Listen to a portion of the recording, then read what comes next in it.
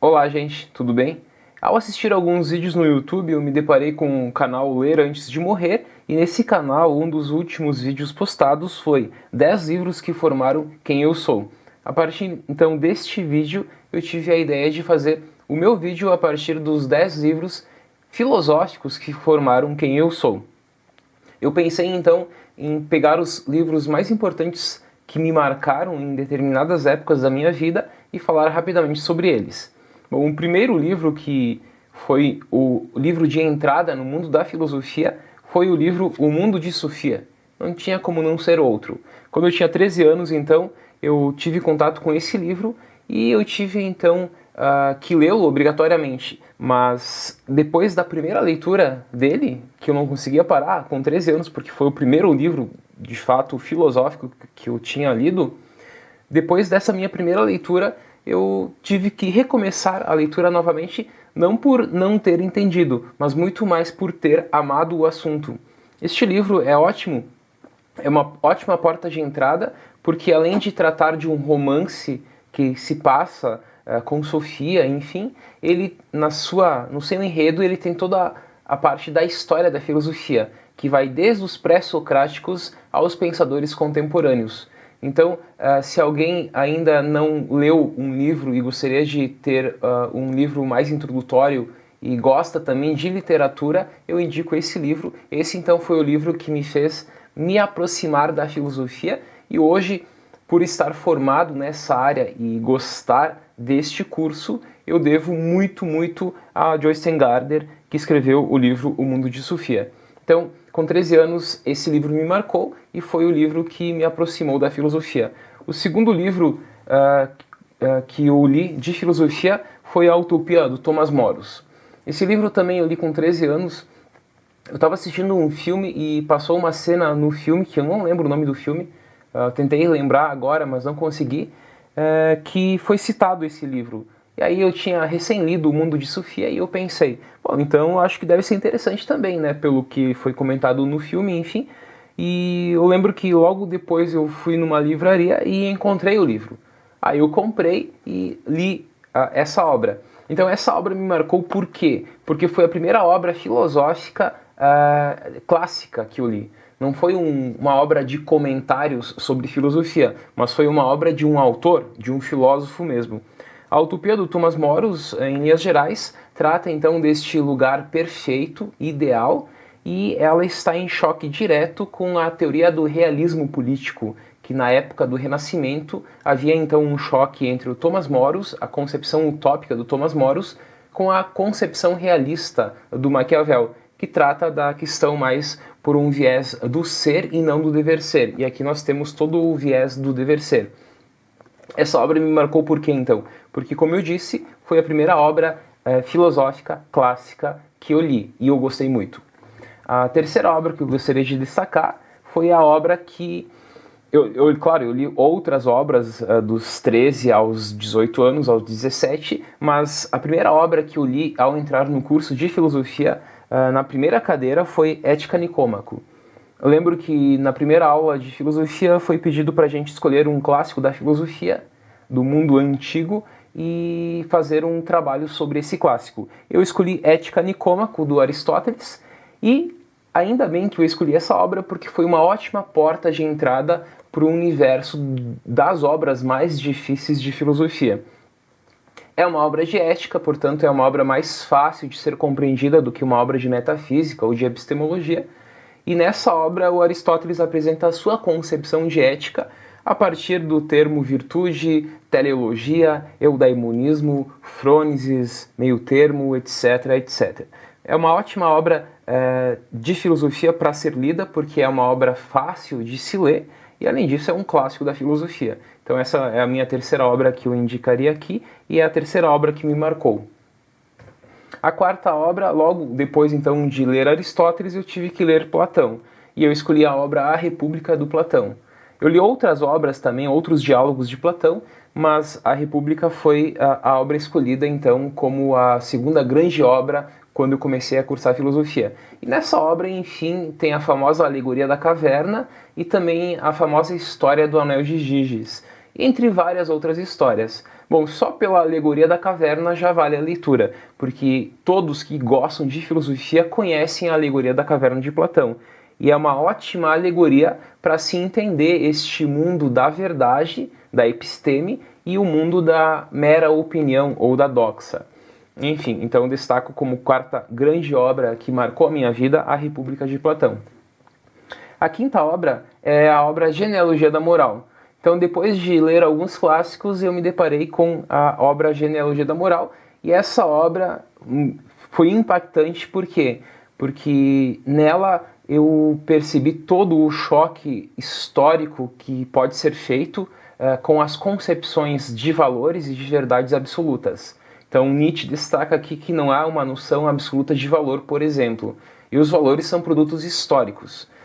No primeiro capítulo ele trabalha com a relação da moral do senhor e do escravo, que é muito interessante aqui, com os conceitos bom, mal e ruim, e além disso, no segundo capítulo ele trata da questão da culpa.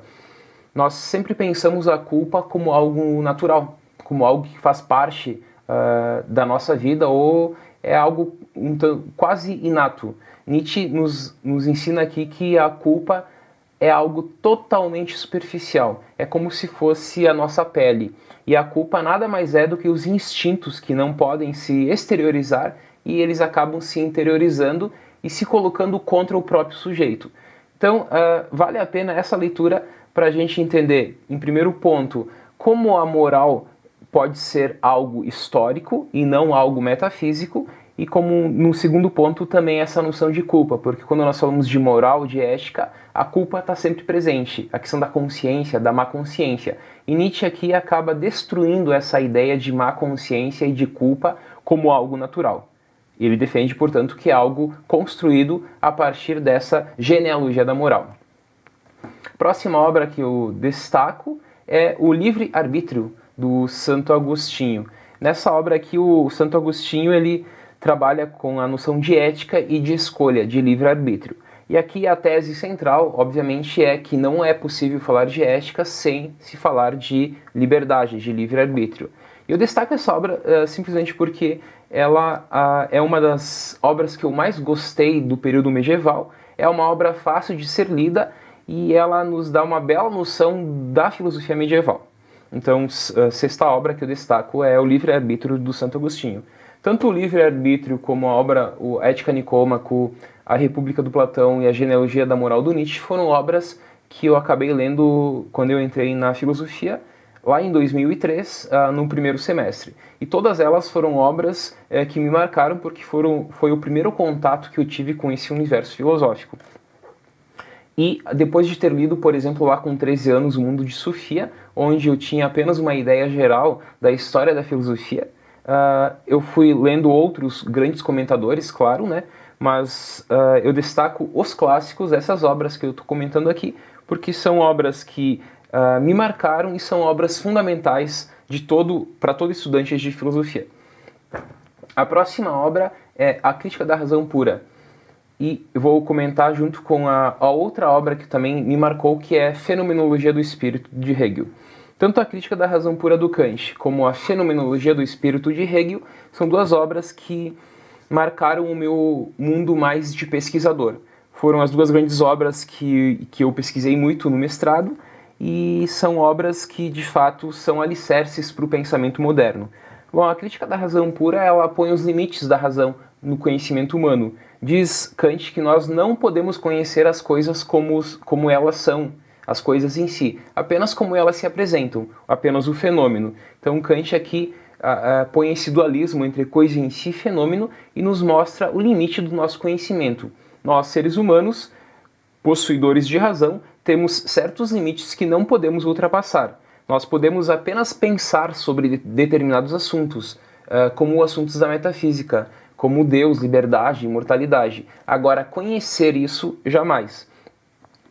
Por que é impactante essa obra? Porque é a partir dela que a gente se dá conta de que a nossa razão, ela possui certos limites. E nós, como seres humanos racionais, não podemos conhecer certas coisas. Simplesmente porque há esses limites naturais na nossa razão.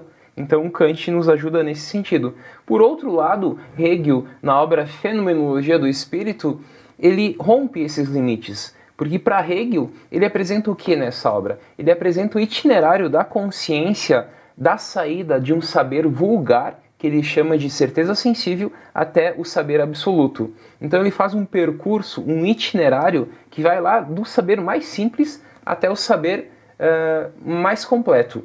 E Hegel aqui, ele é genial por quê? Porque ele supera esse dualismo kantiano e ele mostra que a consciência, ela pode sim conhecer a coisa em si. Se Kant, por um lado, na Crítica da Razão Pura, diz que nós não podemos conhecer a coisa em si, Hegel nos ensina que sim, que nós podemos conhecer a coisa em si por meio do saber absoluto. A próxima obra que eu destaco é a obra As Palavras e as Coisas do Foucault.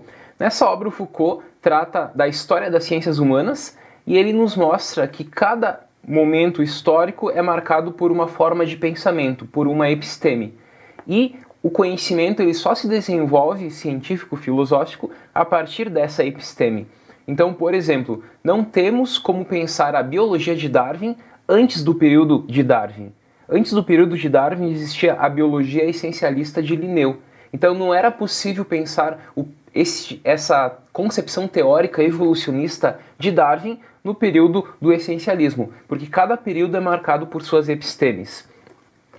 É uma obra essencial, fundamental para as ciências humanas e também para a filosofia. E foi uma obra que me marcou muito quando eu li essa obra.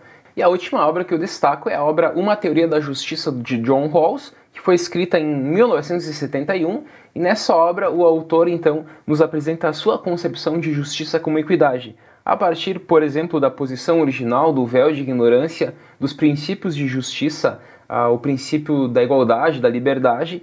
Então essa obra é essencial porque a filosofia política, a filosofia do século XX, parte dessa obra quando trata dos conceitos de justiça, de equidade, de liberdade e de igualdade. Essas são as 10 obras, então, que eu destaco como obras fundamentais que me formaram. Claro que há outras obras importantes também, mas eu destaco elas porque elas me marcaram em certos períodos da minha vida. O Mundo de Sofia, a Utopia do Thomas Moros foram os primeiros livros que eu tive contato com a filosofia. Então são 2 obras essenciais que me formaram lá com 13 anos. Depois disso nós temos a República do Platão, Ética Nicômaca do Aristóteles, o Livre-Arbítrio, Genealogia da Moral do Nietzsche. São obras que eu tive com 17 anos esse contato mais direto com uma filosofia mais densa. E cada uma delas me abriu os olhos para determinados assuntos. As outras obras, como a Crítica da Razão Pura, do Kant, e Fenomenologia do Espírito, de Hegel, são obras fundamentais que de fato me formaram, porque são obras que eu pesquisei bastante, que eu fiz o mestrado a partir delas, e são obras que em todo momento eu estou revisando elas, retornando às leituras, enfim, porque são, para mim, fundamentais.